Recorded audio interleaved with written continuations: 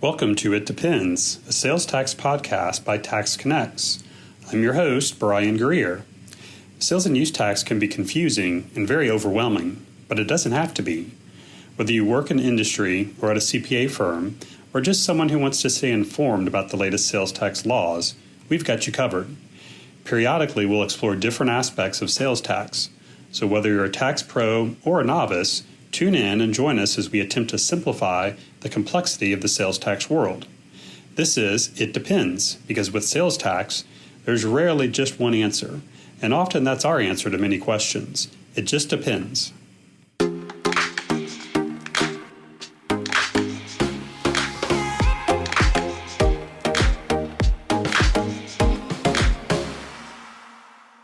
Good afternoon. Got a special guest with us today, Serena Shoup. Very excited to have you join us here for our podcast. I think you've got a very interesting story to kind of walk us through and share some of your experiences with the audience, including starting your bookkeeping business, of course, financial, and then you have a second business as well, The Ambitious Bookkeeper, where you mentor and coach other individuals that are looking to establish their own bookkeeping type of business. So excited to have you here. Welcome, Serena. Thank you. Thank you so much. It's a pleasure to be here, and it's nice to return the favor to come on your podcast after you came on ours. So yeah, thanks. I remember that. I forget exactly when it was, but maybe a year ago. So at least I appreciate you inviting me then and joining us again today. So why don't we start? Maybe just provide us a little bit of background in terms of your story and how you came to start, of course, Financial. Yeah. So I started out in corporate during college. I actually didn't even start out as an accounting major, was an elementary education major.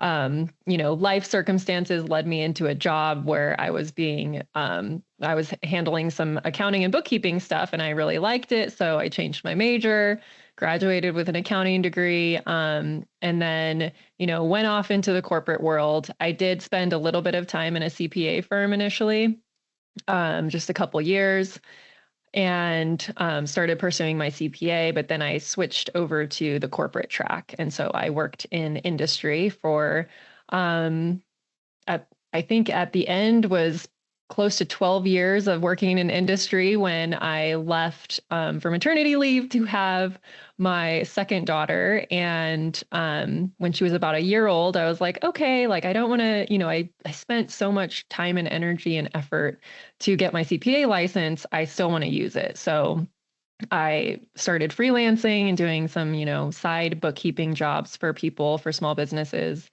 And I really just fell in love with helping small business owners and was like, I really have, I have stuff to offer, giving these people access to the corporate knowledge and background that I have as a small business is super duper valuable, but it took me a long time to actually realize how valuable that was. Mm-hmm. I was definitely undercharging but I really enjoyed helping the small business owners. And so it's just started out as a freelancing thing, and it, one client would refer me to another client and a friend of theirs, and I would just continue to grow. And I got to this point where I think it was about 5 clients in, I realized I'm either going to have to have my nanny do more hours taking care of my kids while I have focused time, or I'm going to have to hire help in my firm. And at that point, I wasn't willing to sacrifice more time with my kids. So I decided to hire a bookkeeper in my firm who is actually still with me today. So wow. I'm pretty proud of that one.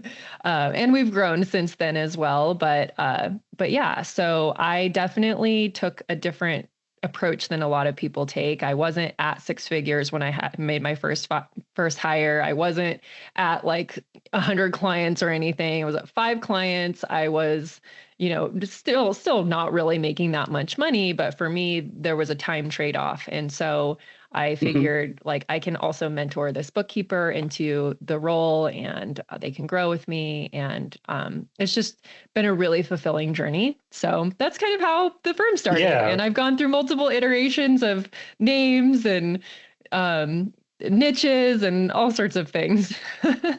Yeah, it's really cool to hear, kind of the backstory. I didn't realize you started out in elementary education. Hmm. I'm not going to get into my background, but I started out in geology. So that ties directly into accounting and Yeah. tax. So that's a different story.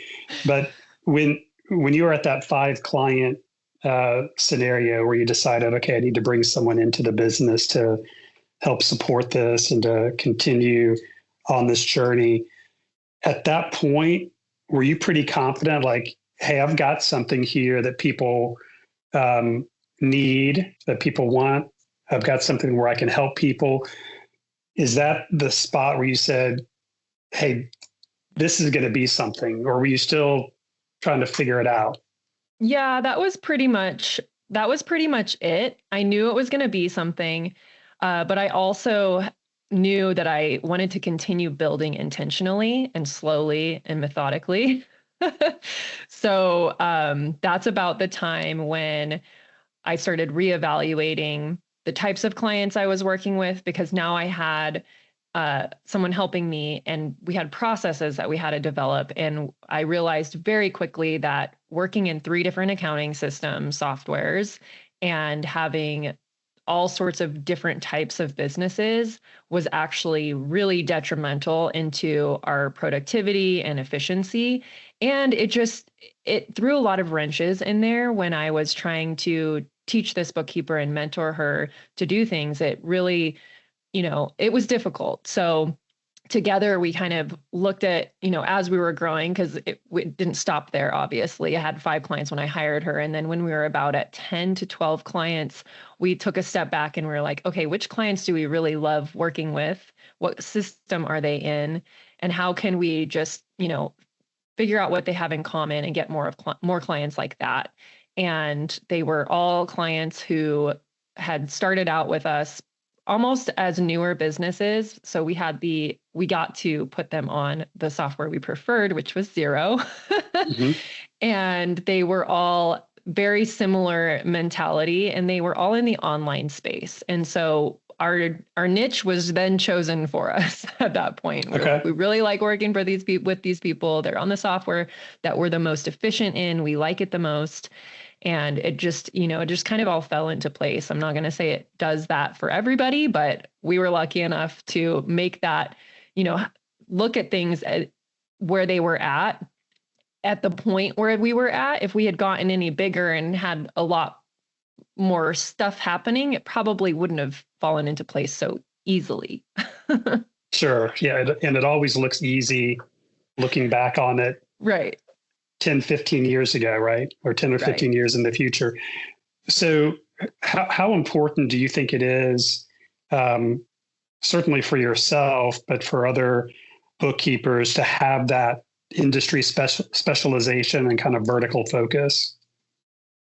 I think it's pretty darn important, especially when you look at just what we know about context switching and developing process and procedure. Whether you're doing it alone or you're hiring team, it becomes even more crucial when you have a team, because there's less that can go wrong if everyone is really familiar with the type of client you're working with, and it has to make less judgment calls because you've developed a process around it. So I do think it's important. It's not, there's still firms that are very successful without having a niche, but it becomes even more important if you are going to step into higher level services, because it takes a lot of brain power and, just background knowledge to serve clients at a higher level. And so if you don't have a niche, you're learning all these different industries, and some things are transferable, but some things aren't.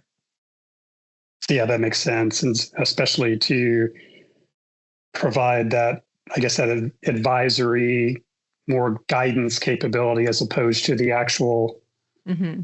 specific bookkeeping process itself. Yeah.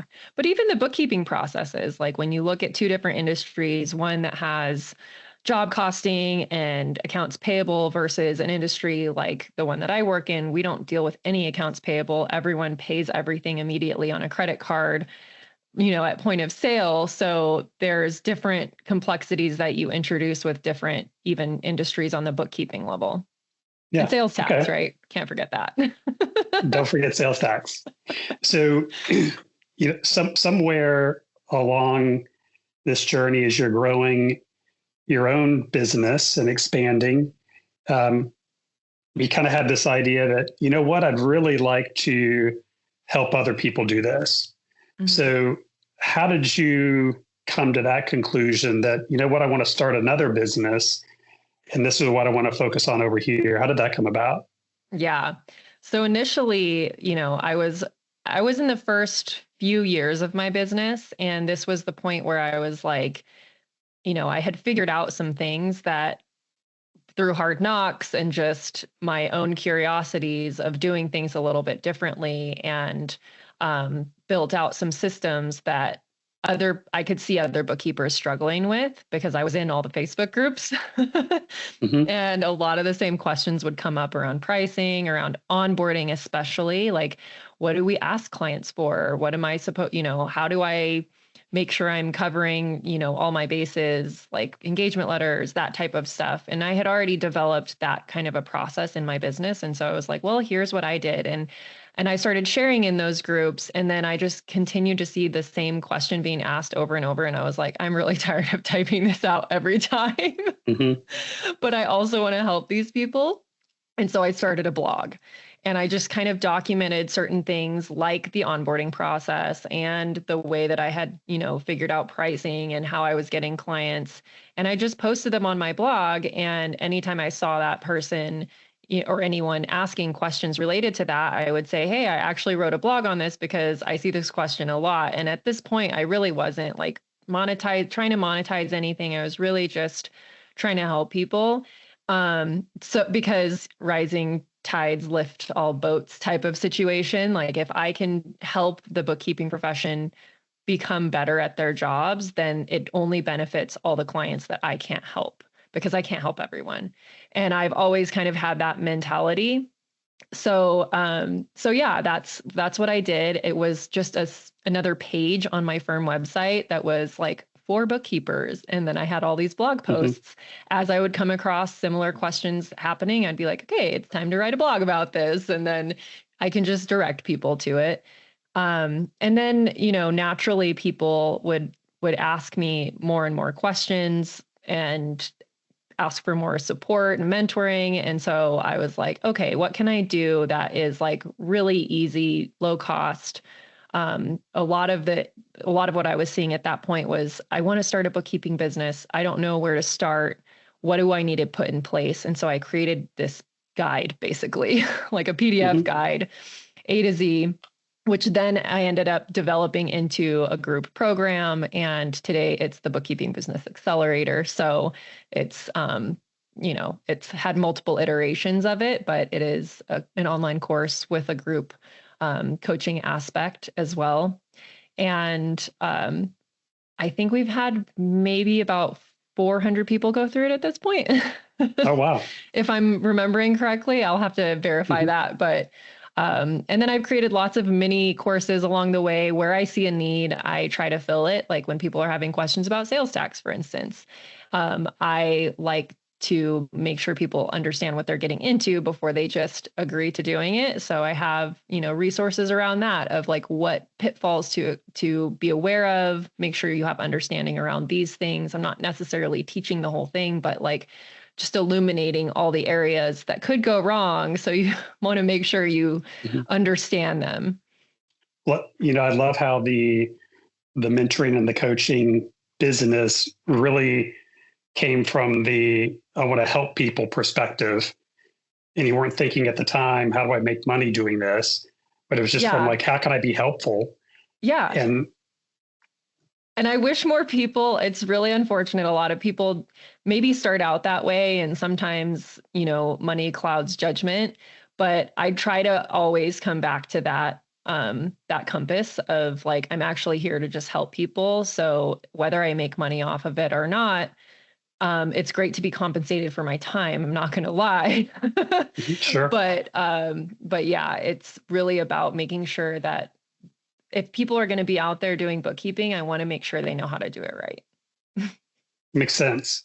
And without giving away all of the secrets in the program, what would you say in terms of the first steps, some of the key advice? If I'm starting a bookkeeping service, what would you tell me? You got to watch out for this, that, and the other. You need to decide these two things first. What's some general advice like that you could offer?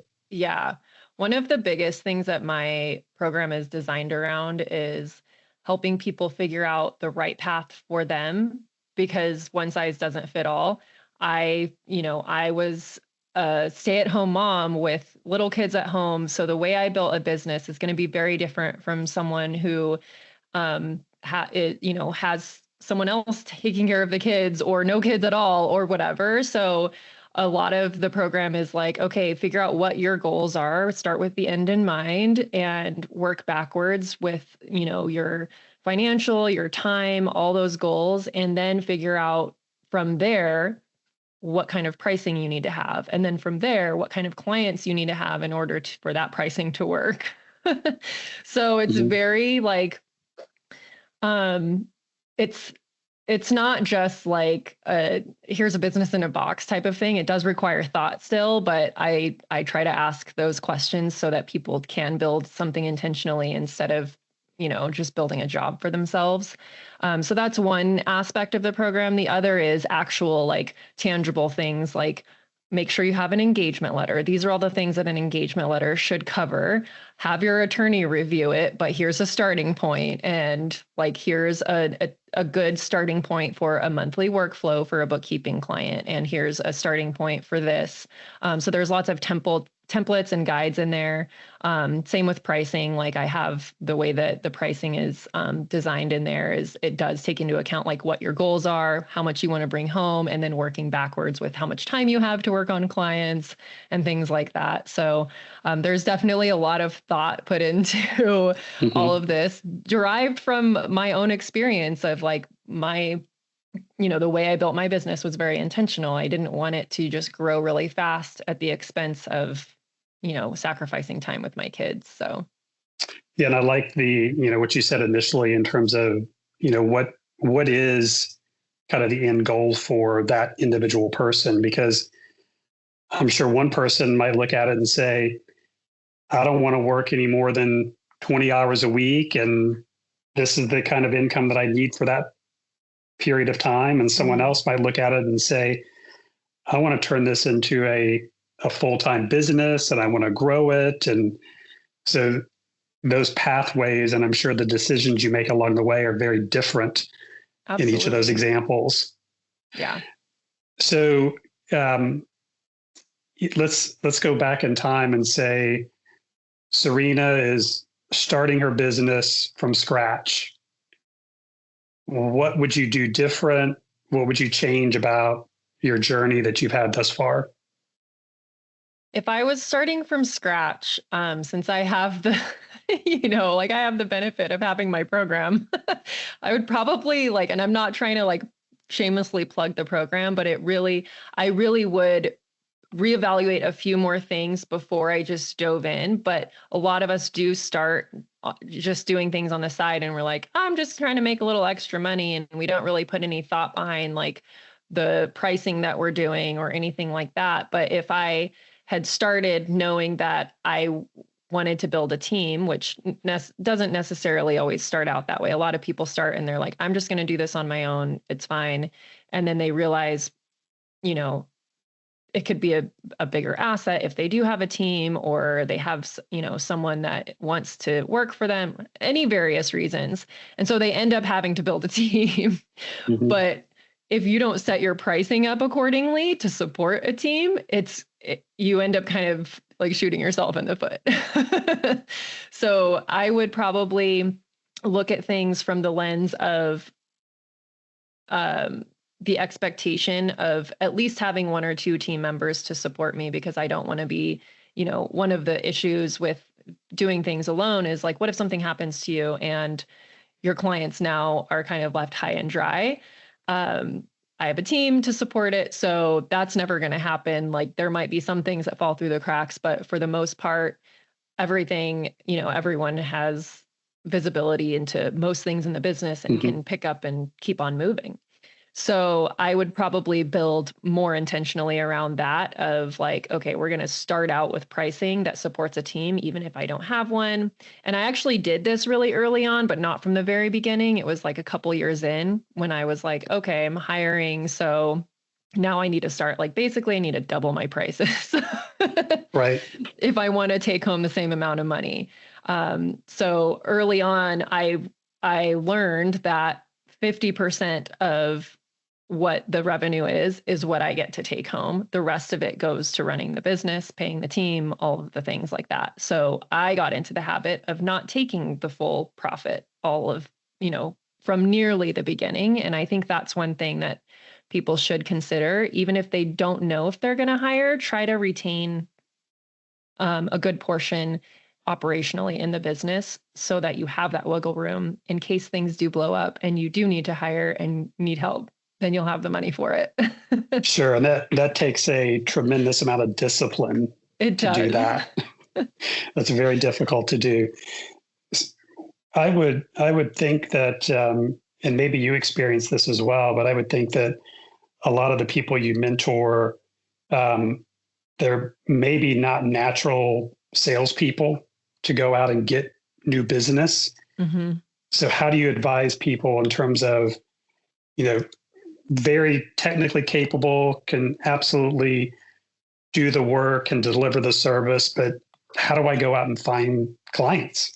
Yeah, that was a big one for me. And that was part of why, I developed the guide and the blogs and all of the things, because I was like, okay, well, this is working for me. I'm an introvert. I've never considered myself a salesperson. I don't really thrive in high people environments. It takes a lot Mm-hmm. out of me, but I am really good at one-on-one. So if like someone's listening and they feel the same, like I don't like being around tons of people, I don't want to sponsor an event, but I'm really good when it's a one-on-one conversation, then that's something like reflect on what kind of environment you do thrive in and start there. Okay, so if I'm really good at one-on-one conversations, how can I get more one-on-one conversations? Go to small networking events or do like, one-on-one outreach or ask people for introductions. I did a lot of, since I built my business online virtually and I was at home with kids, I couldn't do networking events in Mm-hmm. person. And so I found ways to network online. Facebook groups were really great when I started, and I still think they are. You just have to find the right ones, and you have to be willing to also put in the time. I think a lot of times people think something doesn't work because they haven't put in enough reps around it or time and energy. It's like it's either going to cost time or cost money. So if you want to pay for ads, that's fine. Or you have to spend the time like building the relationships. Sure. So, so yeah, just finding those communities of where your ideal client is. So then that brings up the issue of like, well, who is my ideal client? It's Mm-hmm. all connected, you know? And it doesn't necessarily have to be an industry. Initially, I just was focused on finding the right type of people to work with, people that had the same values as me, that valued, family, because I have kids at home. If they call me or have a meeting with me, they're probably going to hear kids in the background, or we're going to get interrupted. And if they're not okay with that, they're not a client for me.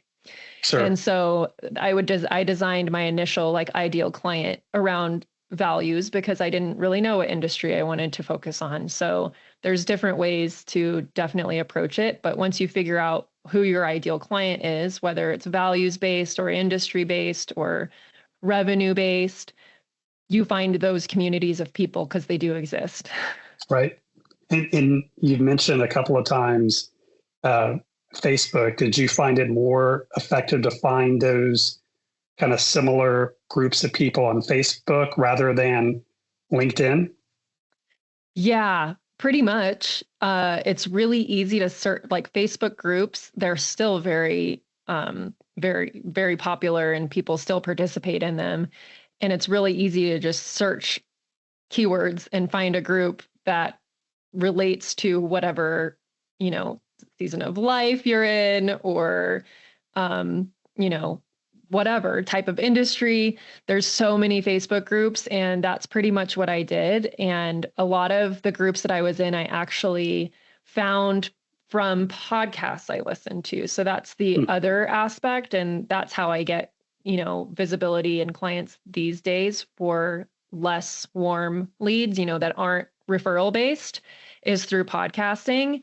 And so I would listen to different various business podcasts, and most of them would have a community kind of connected to that was built for the listeners of that podcast. And then that's where I found my first bookkeeper. It was within a mom's group on a mom's podcast. It wasn't even like entrepreneurship based, but even like, that's kind of the point I'm trying to make, is if you find the groups of people with the same values of you, there's going to be entrepreneurs in that group.